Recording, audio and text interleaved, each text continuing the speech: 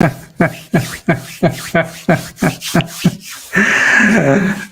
my god. Oy, oy, oy, oy, oy, oy, oy, oy. Na, na, na, na, na, na, na, na, na, na, na, na, na, na, na, na, na, na. I just don't know the lyrics. You know, I would be singing. But ladies and gentlemen, Chelsea announced Axel Disasi, or as Matisse would say, Axel Disasi. Let's go.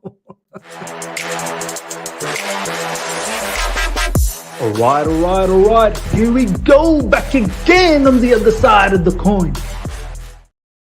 All right, welcome back to the other side of the coin, ladies and gentlemen. Look, I would have loved to have done a live stream with you guys talking about this particular plan, all sorts of news that's floating around. We're buzzing. Chelsea Football Club, we are buzzing with news left, right, and center. But weekend is upon us. I hope each and every one of you guys are doing well. That's why I'm having to do a quick video because I've got guests coming home very, very soon. So I thought I'll just throw in a nice bit of news segment for you guys. So you guys are always informed. You guys are always informed with rain, hail, sunshine, whatever the case is. So ladies and gentlemen, Chelsea announced Axel Disasi.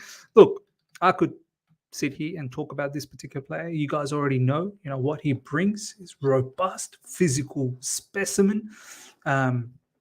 When it comes to ground duels, aerial duels, there's probably none better than Axel Disasi at the moment. He's an absolute monster. But Axel Disasi actually goes on and talks about himself a little bit in this announcement. So we're going to touch up on that. Fabrizio Romano, official, confirmed Axel Disasi joins Chelsea on 45 million euros deal as from AS Monaco, roughly about 38 million pounds. Look, that's a decent business. I personally didn't think this was necessary at the moment because I was thinking Chalobah as a backup. At the end of the day, Lewa Colwell and Thiago Silva are the ones that are going to start one game a week. I know some of you guys have doubts in regards to Thiago Silva, which is fine, valid. I just thought once a week he should be fit enough to play all of that. And then the odd, the cup matches and whatnot, you can give it to other defenders in the likes of Buddy Shield down the track, and you can have Trevor Chalobah as the fourth option. If you really want to have someone, even after they can have Bashir Humphries as a fifth option. But Chelsea were thinking ahead. Chelsea looked the bottom line. I don't think they rate Chalobah, much like some of you guys. You don't rate Chalobah, which is fine. So Chelsea's thinking ahead, and plus there's a massive question mark in regards to Wesley Fofana as well. So in comes Axel Disasi, which now means guaranteed it probably is the end of Chalobah, unless we think that we need a little bit more cover. We don't know when Wesley Fofana is going to be back, but Ishul is still quite a few weeks away from making a full comeback. So yeah, contract valid until 2029. So we've got about 6-year contract. 5 and a bit as for 2023, 2029, but we're almost like end of 2023, right? So look, about 5 and a bit, I suppose. Lawrence Stewart and Paul Winstonley on Axel Disasi. Axel has showcased his quality over several seasons in France, and that has deservedly led to recognition on the international stage. He is ready to take the step in his career, which is fantastic. He's 25 years old, so there's a little bit of experience. There's no absolute baby out there. Further on, they go on to say, we are delighted that will be with Chelsea. We are delighted that he will be with Chelsea. We welcome him to the club and look forward to him joining up with Maurizio Pochettino and his new teammates in days ahead. Fantastic news. And this is what Axel Disasi had to say about his introduction to Chelsea. I'm so happy to be here at this big club. I'm really proud to be able to be a part of this great family, and I hope to achieve very big things here. To win titles, I'll do everything I can achieve those objectives. I am very ambitious. Fantastic to see. And do you know what? I can't wait to see the combination of Axel Disasi and Lewa Colwell. I think with an inclusion of such a quality defender, you'd think he will get minutes maybe ahead of Thiago Silva, even though I personally prefer Thiago Silva and Lewa Colwell. But I think Axel Disasi, having that similar trait of those line-breaking passes from deep. We've seen Lewa Colwell already producing those, passes through the middle as opposed to just keep going side to side. The way to penetrate and rattle the opposition is if you put the ball through the middle. No, you don't have to do it all the time, because sometimes playing the ball through the middle, it can get intercepted and you're prone to some counter attacks. But it's those passes, if they are they're precise, and if you're able to stick them, and if the players receiving in midfield can receive and turn, I'm telling you, that is one of the best ways to rattle the opposition's structure side to side. It's too easy. The opposition will just go one side to another side, and it's all too easy, and it's all too boring, if I'm being absolutely honest. I can't wait to feel the energy of the fans. This is a very good stadium, one where you have a beautiful proximity to the fans, the fervor of the fans in the Premier League. I don't even know what that means. Fervor. Let me know in the comment section what does that word mean. In the Premier League, the atmosphere, the intensity, it's something that excites me. Fantastic. Absolutely brilliant to see that from Axel Disasi. I'm a defender who likes to properly look for the ball and win it back. The best way of anticipating the opposition player's move is by being in the best position possible. There you go. So I've always see this is the kind of talk that I do. I've always liked a player, whether it's a defender, midfielder, whatever, to anticipate. I don't like players lunging into tackles. I know that looks great. In reality, crunching tackles, bone crunching tackles, this, that, the other. But it's the players that can read the game quicker, intercept the ball before it becomes a bit of an issue. Always like the elite players, the elite defenders, midfielders, you'll see they're always in the right position. It's because they read the game. They know where to be. The elite strikers, on the other hand, they're always in the right position to score goals. If you remember Cristiano Ronaldo in his heydays, in his peak days, some reason Cristiano was always in the right spot and he was just banging in goals. It's like as if you could see, much like the defenders, the midfielders, it's like they could see like Frank Lampard in midfield. It's like he could see 2, 3, 4 phases ahead where the ball might eventually get up to. To have that particular ability is insane, and the way Disasi is talking, I'm keen to see exactly what he's capable of doing for us. Further goes on to say, I like to have the ball at my feet and play passes. I like interceptions, and I like to be aggressive with the position to use my physicality. Fantastic, everything that we desire from a defender. It's familiar club for French people, and I hope all the French players here now can join that line of great players. It's a bit of a French revolution, that's for sure.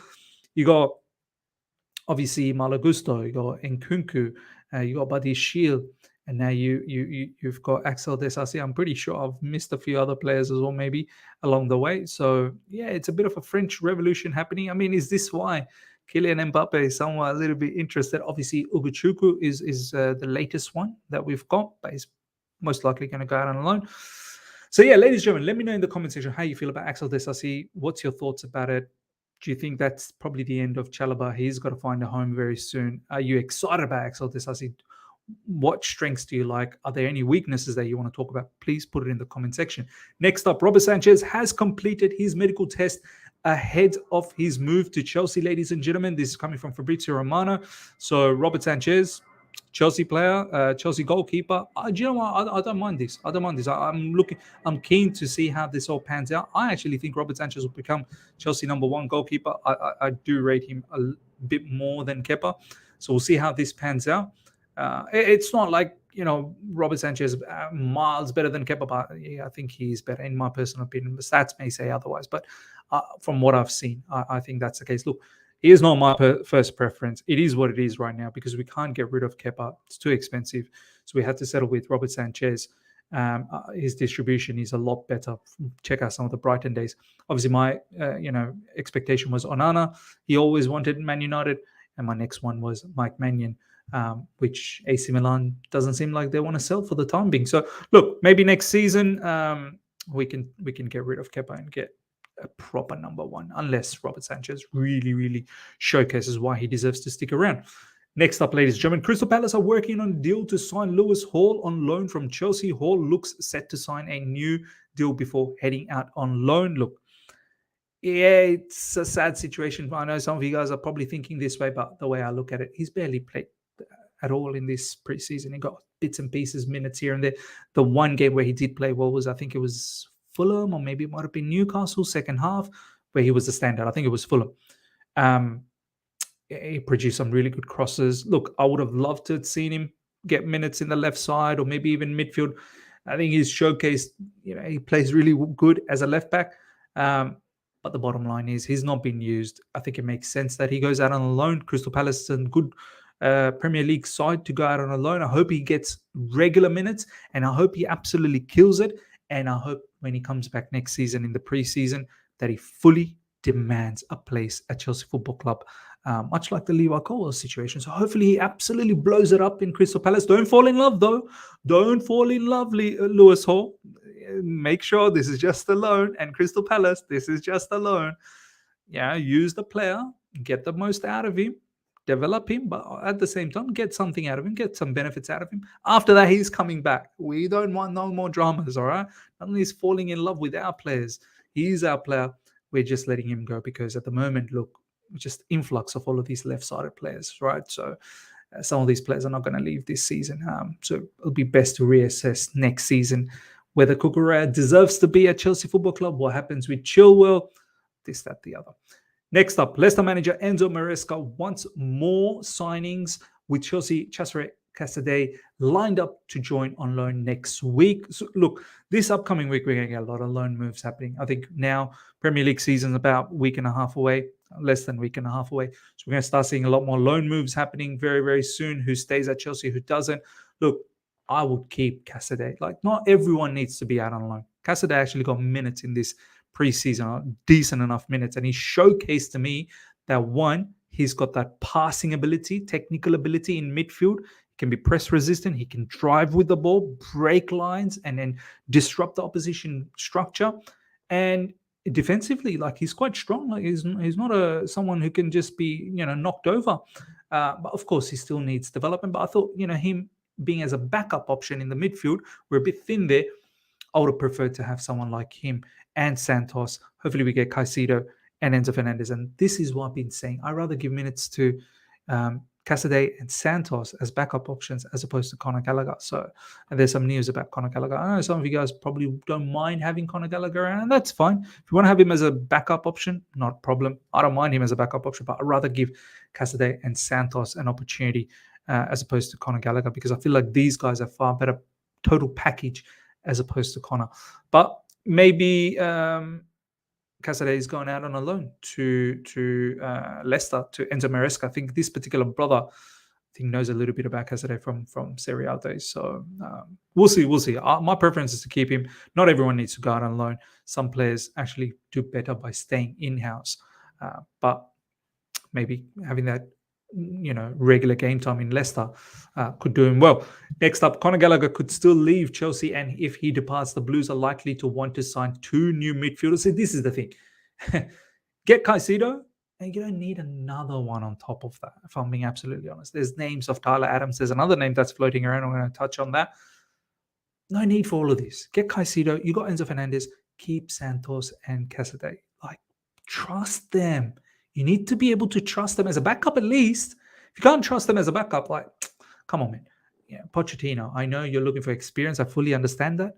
But you're known to be working well with youngsters. I think these youngsters will fight for you. Yeah, I don't want any more of those Saul situation or Zakaria situation. Like, these kids are hungry. But, if we let go of Conor, look, I think as soon as Caicedo comes in, I hope he does come in. He has to. Conor Gallagher has to move on. If he's got ambitions of playing in the England Euros Championship next year, he needs minutes, regular minutes starting. And there are clubs out there that are looking for his services, in the likes of West Ham, in the likes of Everton, maybe. So that's something for him to think about. But as I said, I don't mind him as a backup. So, ladies and gentlemen, let me know. What's your thoughts on Casadei, Gallagher, this, that, the other in the midfield section? Last but not least, Chelsea are interested in Paris Saint-Germain midfielder Leandro Paredes. See, this smells to me like that Saul Zakaria situation. Paredes is all right. Argentinian, so I can understand the link between him and Pochettino. Enzo Fernandez probably enjoy working with a countryman, compatriot. But 29 years old, I believe. Paredes was on loan to Juventus. I think his home club is PSG. PSG looking to sell him. I think he's on his last year in his contract, so we'll potentially get him on a cheap, experienced player, So there's that. But it just screams to me that this is that Saul Zakaria type of a thing. Yeah, like, I don't know. I feel like get Caicedo. Like I'm worried. I'm worried the madness Chelsea's about to do if we don't get Caicedo. After becoming frustrated by lack of progress in their move for Moises Caicedo, this is coming from Nizar Kinsella. A little bit in regards to Leandro Paredes, ladies and gentlemen. Contract expires in June 2024, so he's only got one more year left. So you can potentially get him for cheap. I'm pretty sure Paris Saint-Germain will be looking to get rid of him pronto. Generally plays in the defensive midfielder, can play in the center mid role as well, but defensive midfielder. I think last season was on loan to Juventus, so not necessarily a huge injury issue. Let me just have a look at it. Very important to look at injury stuff these days, before getting too excited about a particular player. So let's have a look at the injury history for this particular player. 22-23, 6 days, unknown injury, bicep femoris muscle injury, 16 days, 21-22. So that was a couple of years back, tearing the abductor muscle, there you go, 86 days. So look, and then all before that was quite a while back, but in the last 12 months, he hasn't really been injured that much. So look, I'm not interested in Paredes. You let me know, ladies and gentlemen, how you feel about Paredes. But yeah, that's pretty much it for the time being, ladies and gentlemen. Smash the like button. If you're here for the first time, subscribe, hit the bell notification to stay in touch with all my content, and let me know how you feel about Axel Disasi, how you feel about every other news that we've gone through in the comment section. Till next time, everyone, take care. See ya.